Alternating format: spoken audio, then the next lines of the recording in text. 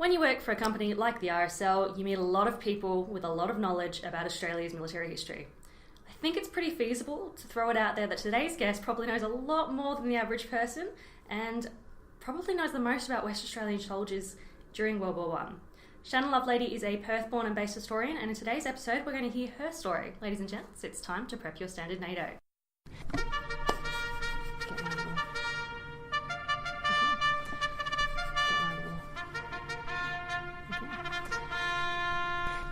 Shannon, thank you very much for joining me. Thanks very much, Shayla. Right, so you work for the Museum of Perth, right? And Presbyterian Ladies College. Fantastic. So you're currently the project leader, historian, archivist, all those tick, tick, tick boxes? I am, yes. So what does your daily work kind of involve? It depends where I am. At PLC it's a lot quieter, working with the old items that the school collects after a 102-year history. 103 now, actually. At Museum of Perth it's a bit busier with up to 70 participants all researching and digging into trove and seeing what gems they can find. And you've recently been working on the Western Front Dead from Western Australia project. Yes, that's aside from either job. I started the Western Front Dead from Western Australia project after the successful Gallipoli Dead from Western Australia project, which finished in 2015. And that project determined the number of West Australians who died as a result of their service at Gallipoli. And I couldn't leave the Western Front undone because it was the far greater tragedy, and I really wanted to draw people's attention away from Gallipoli and onto the Western Front. Fair enough. And in your research and your studies, you found a whole bunch of people whose names have kind of been forgotten. That's right, and it's no one's fault. I must make that very clear from the start. These people often had parents who died, and so there was no one to actually place their name on the memorial if it wasn't on the original list of intended names. So the original list of intended names was published in the newspapers of the day, and if somebody felt that they wanted their family member included, then they would submit that name for inclusion and their name would go up on the war memorial. Consequently, there are some names there that don't really have any eligibility to be there, but there are also 158 new names that do have every eligibility to be there but are not there at the moment. 158 is a lot of names. It is, and there's also 126 additional names that require amendments and corrections to either surname or their initials or to be moved to the correct panel, and 4 duplicates that are safe to be removed because they already exist on the correct panel elsewhere. Gosh, so I know you've brought this to the RSL, and then the CEO has full intentions of fixing all that up. It's going to be a massive project. It will. But it's really great that you found these people and you found their names and were able to honour them like they should have been honoured in the first place.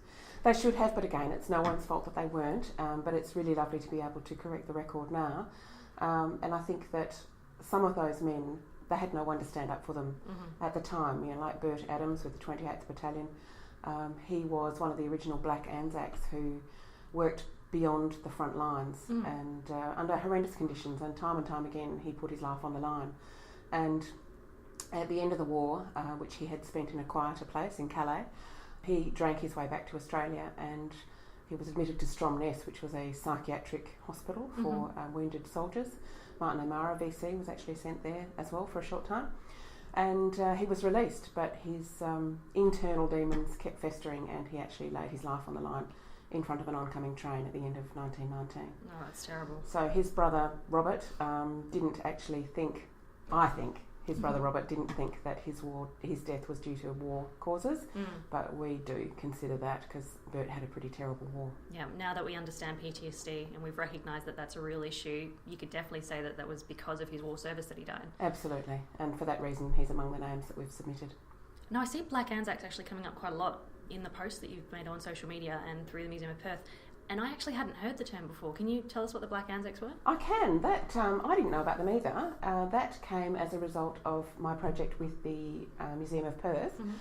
Reese's and my project, The Soldiers of Barrack Street. And Doug Walsh, who is the historian that wrote the book, The Black Anzacs, came to visit us one day and found photographs of a couple of the men who were the Black Anzacs. And Doug then made contact with me and sent me a coloured photograph of Bartholomew Moran, who was one of the Black Anzacs, and he'd spent a lot of time colouring this photograph. It looked so beautiful, and then he approached me after I started writing about the ones in the Post newspaper, featuring some of the Black Anzacs, and he offered to colour them and other people who were not Black Anzacs. So it was very generous of him to do that. So yeah, I've learned a little bit about the Black Anzacs, which took part in the first Australian trench raid on the Western Front. Yeah. And yeah, they were pretty daring, and it was pretty horrendous, I gather. Oh yeah, absolutely. And they were called the Black Anzacs because they actually blackened their faces with burnt cork, so that they wouldn't be seen, because they were operating, as I say, well beyond the front lines, and they were very close to the enemy, so they knew that if they were seen, they were done for. So blackened their faces. Yeah, okay, that sounds like a group of people we should know a lot more about and be talking more about, because they've obviously done some work that was quite vital to the war efforts, and yeah, they were actually feted in London after the event. Not all of them, just some of them. And they were fed strawberries, and strawberries were just unheard of at the time. Yep. And yeah, they were totally feted throughout London. Then went back to the front where some of them died. Yeah, so here's your strawberry, off you go. That's right. So you mentioned the Soldiers of Barrack Street project. I just stumbled across that a few days ago, and I'm completely obsessed, and I'm reading all of these stories. Oh. Why did that project come about? This is how I actually came to the Museum of Perth. Rhys Harley was proposing a project with all the beautiful photographs of soldiers in the State Library of Western Australia collection, and he needed someone who knew how to research soldiers fast, and I do. So he brought me on board for that, and I'm still there almost 3 years later. So that was my first project with them, and I loved identifying them, because a lot of them had been misidentified from misreading handwriting, or perhaps with just no names on the back of these glass plate negatives. And so the little bit that I know about uniforms and indications, whether they were in what regiment or battalion, and what their rank was, and matching that with colouring, height and so on, and narrowing the field as to who they might be, and then finding corroborating evidence that they were that person, be that tracking down family members who could give us a comparative photograph, or finding a comparative photograph on Trove. So that way we actually managed to identify over 800 of 1,000 soldiers. Wow, and the photos are just amazing to look at. They're beautiful, the clarity is unbelievable, so much clearer than ones taken today. Oh yeah, to get that quality, and people say Photoshop didn't exist, but it totally existed, because you've got a couple of the original photos and then the Photoshopped images afterwards. The ones with the gelatin wash over the top. Yes, they erase all signs of ageing, and I think that would be a very popular product today. But it's incredible the difference between some of those men's faces. You know, they look years younger with no signs of strain. Most of the photos were taken pre-embarkation, but there are other ones that with missing limbs and with colour patches and so on that indicate that was after their return. Oh, it's a fascinating project. They're still on Facebook and the website. If you look up Soldiers of Barrack Street, it's really, really, really interesting. Now, you also mentioned that you were writing for a newspaper for the Post for a little while. Can you tell us about the Gallipoli Remembered pieces you were doing? Yes, I wrote nearly 70 newspaper columns for the Post newspapers from 2014 to 2015, and in 2014 they were launched into the WA curriculum. So they're used to teach history to years 3, 6 and 9 now. Wow. And then the Post asked me to do a Western Front Remembered series from April to November this year. So I'm 3/4 of the way through that. Wow. And yeah, enjoying it very much. But that's where my weekends go at the moment. You sound like a really busy lady. Yeah, and the soldiers, the Western Front Dead from Western Australia project has had to wait for night times during the week. So I'm finalising that. And at the moment we're sitting on 5,209 names. Wow. The last one is Charles Wenstrom. He's actually sitting with the Medical Forensic Assessment team at the moment. One member of which, Dr. Mike Galvin, who's head of that team, has been amazing, and he actually just ordered his death certificate, because we cannot for the life of us figure out how this man died. At the moment we're thinking he may have gone on a first class bender and died from alcohol poisoning. That's a tragic way to go, but not unheard of at all in the veteran community, unfortunately. So are we going to find out the stories of all these gents? I'd love to tell the stories of all of these men. I mean, I've got some brilliant researchers. The research team that conducted the extraction is brilliant, and there's nearly 70 of them. Probably 57 of those research volunteers, and then 2 teams, a medical forensic assessment team and a higher assessment panel. And the research volunteers often wrote extensive notes about these men. Didn't write the story per se, as that's not what the brief was, but they certainly put enough in there for a lot of them to stand alone as a story, and for somebody looking in future to find enough information to go forward. And then the ones that we couldn't decide were forwarded to either the Medical Forensic Assessment Panel or the Higher Assessment Panel, which declared by majority whether they were eligible or ineligible. Wow, yeah, my head is spinning. There's just so much information and such a huge team to get all this information together. But it sounds like it's going to be the most comprehensive listing of all the soldiers that served in World War I from WA. It is, and well, I formed the Higher Assessment Panel because of one man, Alexander Bethune. And I'm a firm believer in the fact that we can study history, but we should never judge what happened, and we should never judge the man or the events. And one of these men that caused the higher assessment panel to be formed was Alexander Bethune, who was probably the worst soldier on our list. And he spent 3 years overseas, I think. Don't quote me on that, I haven't got my file in front of me. But he spent all but 8 days either with an appalling amount of VD, influenza, being hospitalised, absent without leave, absconding from the authorities, in front of military panels. You know, he was court-martialed. He didn't want to be there. I don't know why he enlisted. So he was actually finally arrested after nearly a year on the run. Wow. And he was taken to a military prison where he was going to be escorted back to the front. When he decided to try and escape, as he had so many times before, and he tried to get out a bathroom window, but one of the guards, who had the unfortunate Germanic name of Nauerhaus, actually heard him, thought he was the enemy, and shot him dead. Right. So he had only served 8 days on the front while they were training, and I honestly didn't know, I was torn over this one, whether he was eligible or not, because they must have died as a result of their service on the Western Front before the 31st of August 1921. And I didn't specify that they should have been in action, because that didn't matter, but did he die as a result of his service? So I put that to the higher assessment panel. There was a bit of heated debate going on the Facebook page. And there's, in that assessment panel, there's Peter Stanley from the University of New South Wales, Andrew Pittaway, author and Fremantle archivist, Tim Lysette, author of Fromell, Mike Galvin, Rob O'Connor QC, and Dr. Brenton Brooks from Melbourne, I think he is. He's a doctor in wheat genetics and everything military. And, so a real brains trust of people who can really argue these points. Yeah. That's right, and they did, and I made them all aware of what the others had said. Peter Stanley said, I don't know what you're talking about, they should all be eligible, that's fine, in his typical way, which was great. And there were 2 people that said no, and 4 said yes. So Alexander Bethune made it across the line into eligibility. Right, that's really interesting. Yeah, I don't think I'd ever heard his story before. No, it's an awesome one. He's just sounds like a party boy. I actually wrote him a tongue-in-cheek obituary, but I won't read it out here. So you've obviously come across a lot of stories. Were there any stories in particular that really stuck with you? Oh yeah, there's so many. I mean, Bert is one that's currently right in the forefront of my mind. Another one is one that I've just written actually for this week's post. It's the story of George Street. It might be Streat, actually, because it's Streat. Yep. And he was a very talented musical singer, dancer, performer, and actor. He came from a very talented theatrical family. And at the age of 15, when he arrived here in WA with his family, he became a female impersonator and burlesque dancer. Legend. Absolutely. And he trained as a tailor, so he made all his own costumes. He was famous in the goldfields. And anyway, as he grew to his full height of nearly 6 feet and nearly 90 kilos, he enlisted, and he had given away burlesque by then and moved on to Pierrot pantomime.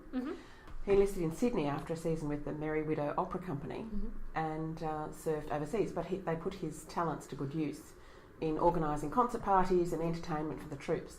Consequently, it was more than a year before he was actually deployed to the Western Front as a stretcher bearer with the 10th Field Ambulance. And I think he just became the most entertaining stretcher bearer on the Western Front. I bet. They loved him. They absolutely loved him. But he was actually killed the day before the Battle of Mont Saint Quentin when a piece of flying shrapnel hit him in the neck and forehead. He died instantly. Oh, dear.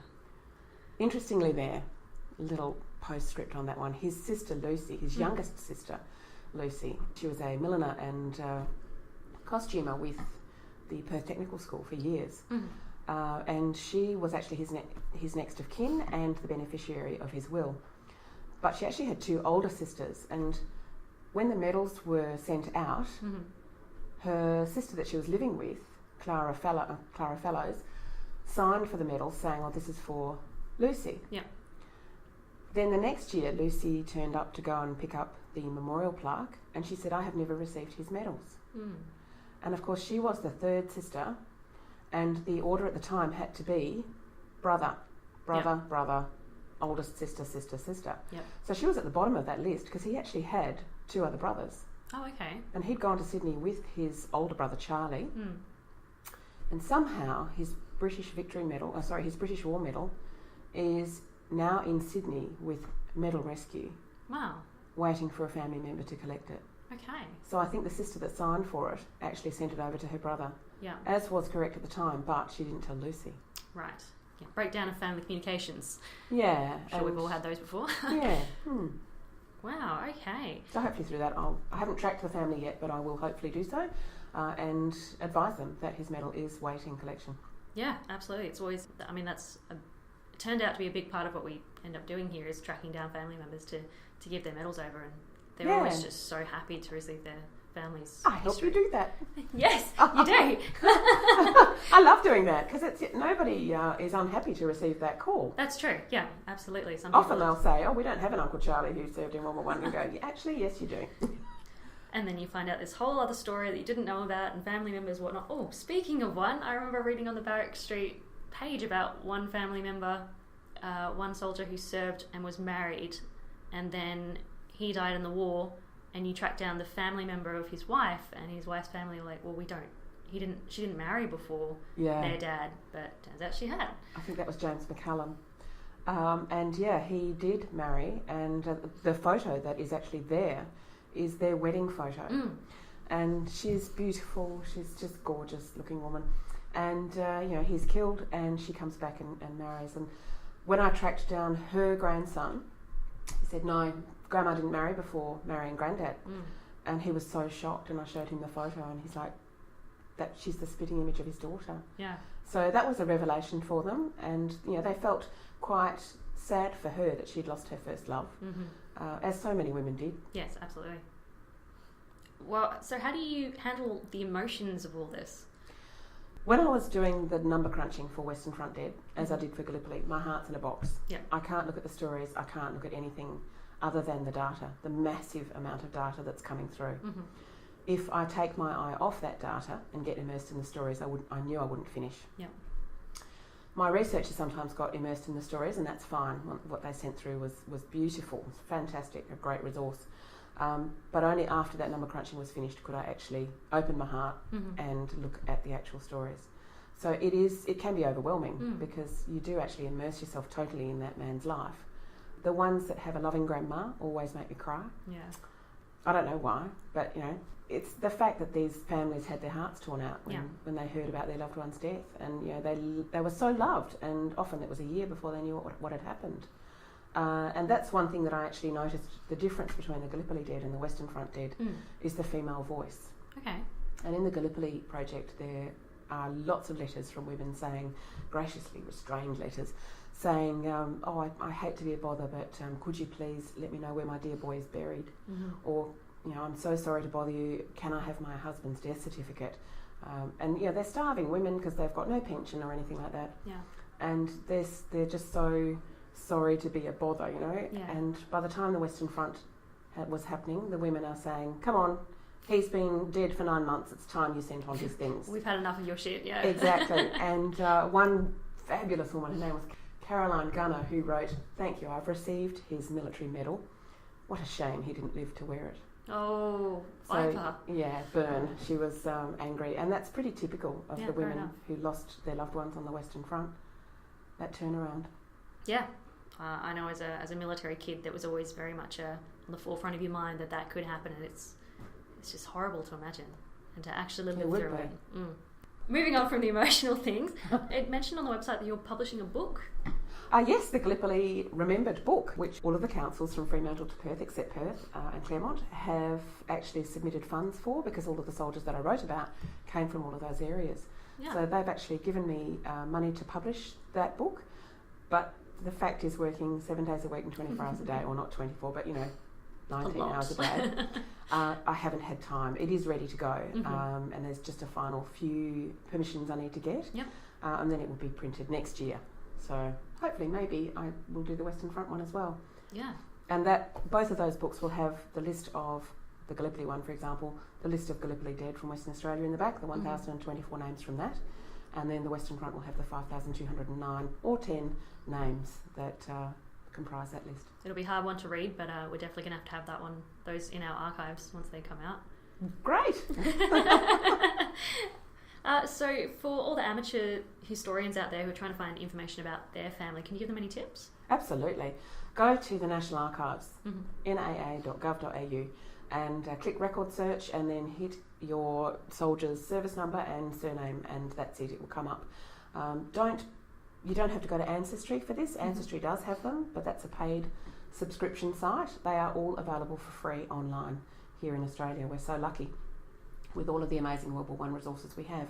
So start there. Find your soldier. Make sure he's the right one. Match it up with what you know.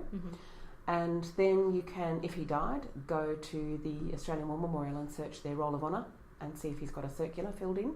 Not all soldiers do. It's terribly disappointing when they don't, because those give you the school he went to and any other family members and what he trained as and little notes from his loved ones, basically, because they're filling it in a few years later and it's very raw for them. And you can also, if they went missing, sometimes even if they didn't go missing, check the Red Cross Wounded and Missing list, also available at the Australian War Memorial. And those are a wealth of information. Once you've had a look at those things, have a look at Trove. And I live on Trove. It's another free resource available from the National Library of Australia, trove.nla.gov.au.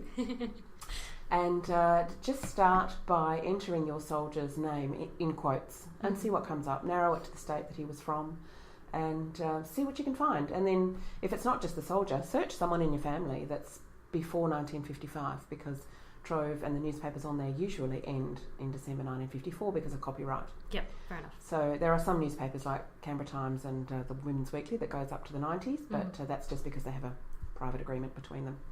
So yeah, search on Trove. You might find some surprising things on there, which is how I found the gorgeous photo of George Striat as a burlesque dancer. Oh, I'm going to look that one up. I want to see that. It's so beautiful. And yeah, he's lying there in full makeup and having done a skirt dance. Oh, love it. Well, that's some great tips. It certainly made me... I've mentally taken a few notes because I'm trying to research my great-grandfather, so I'm going to go back to the office and... Okay, not during work hours. When I get home, I'm going to do all research on that. So that's some great tips. Thank you. The other one is Ancestry. As I say, it is a subscription site, but it's usually free from public libraries and the State Library as well. And you can check electoral rolls and see where they were living and their occupations and so on. Sometimes people have done family trees and submitted them up there, but don't believe them until you've done your own research. Like, never just take anyone's research as verbatim. Always check and go to other people's research to make sure that they're right and you've got the right version. Good point. Fair point. All right. Is there any way you'd like to end this? Any more stories you'd like to tell? Or next year, I will actually finish the Middle East Dead from Western Australia project, which we knocked off with the Western Front Dead because we covered the entire State War Memorial. So that will be under 180 soldiers, but we will have that. And with that, we will have a definitive number of West Australian war dead. And we'll be the only state that will know that figure and know those names. Ooh, not often WA's ahead of the rest of the country. I know! Because they always quote this very round figure, 60,000 people were killed in World War I. And that was actually what started me on the project. I'm like, well, how can it be so round? Yeah. And how many died in Western Australia? And that's Susan Mouthart, who was writing PLC's centenary history at the time, wanted to know why PLC was started in the middle of the Gallipoli campaign. So I asked everyone I knew in the military circles, and none of them could answer me, and they all told me it would be impossible to work out because of the number of records that needed checking and because of the amount of time it would take. But they were assuming that I would start with the enlistments, but I'm looking for the dead, so that's a much slimmer end of the wedge. So that's what I started with, the dead. And we only needed a team and time to do it, and we did it. Just the same way we did the Western Front. So, yeah. And I'm very proud of that. I think we're all very proud of that we'll be the only state to know that definitive figure and the list of names. Oh, I agree. You guys should be immensely proud of the work you've done. It's amazing research, and there'd be a lot of families who are very happy to get this information. I hope so, and I just want them to dive in and find their soldier or use that research for their own research. You know, there's such wonderful things that you can extract. Like how many blue-eyed soldiers were there, all that kind of thing. Yeah, you'd learn a lot about the times and what the people were like and all that kind of stuff, all the sociology aspects of history. Yeah, one thing I became aware of, might not be appropriate to put this one on, but one thing I became aware of recently was that there were apparently not many Catholics serving because the ministers and priests were advising against it. Yeah. And I wondered about that, and I've done the breakdown, and I realised that it's correct. You know, you've got nearly 3,000 Anglicans, the Wesleyans, the Methodists, the Presbyterians, all of those number the majority. We've got Jewish people, we've got Hindus, we've got Quakers, we've got Unitarians, we've got everything, even a Druze. But the Catholic contingent is very slim. Interesting. Very interesting. All right. Learn something new every day, guys. Some weird fact. Oh, weird facts are the best facts. Thank you so much for sitting down chatting with us. A pleasure. Where can people find you and your projects online? Probably Facebook is the easiest at the moment. If you've got any questions, post them there. Join the group, Western Front Dead from Western Australia. And then once you've joined, you can post your questions, and either I or one of my brilliant team will answer it for you. And there's also a checklist available on the WA Genealogical Society's website, and if you just Google Western Front Dead and checklist, it will come up in the first results there, and you can find your soldier's name there to make sure that his name is in the list, and if so, whether he's eligible or not. So please don't be offended if he's not eligible. I've been inundated actually in the last week with people asking for their soldier to be added. Their soldier is actually added and already on there, but they were ineligible because they never served on the Western Front, or they died from some other cause before they got there. So there's a lot of men that died from measles or meningitis before they got anywhere, and we've got an unofficial category for them that is kind of the brave but still dead category. I get it. I had an uncle who served, made it the entire way through the war, and then got hit by a car back in Canada. Oh, yeah. Exactly. He would be one of the brave but still dead. But still not on that list. Yeah. No, great. Thank you so much for sitting down and chatting with me. A pleasure. Thanks, Shayla.